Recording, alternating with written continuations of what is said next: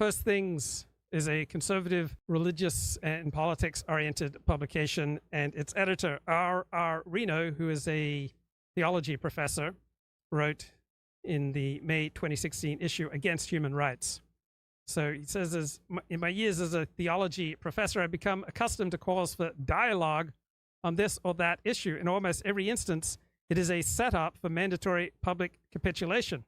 Right? If you regard abortion as a moral evil and same-sex marriage as an oxymoron, as I do, you cannot say so in a public forum, for that amounts to a sin against dialogue because you are shutting down the conversation.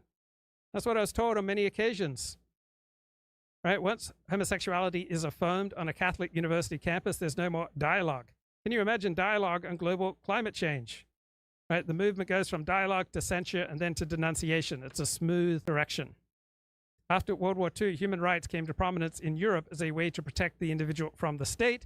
But in the 21st century, human rights has changed its role in the West. Today, it's become a powerful left-wing ideology that promises to relieve us of the burdens of political responsibility for the common good. So Europeans today must face the very difficult task of determining how to limit immigration, right? And who should be counted as part of your national community. This is a political question, perhaps the most fundamental one.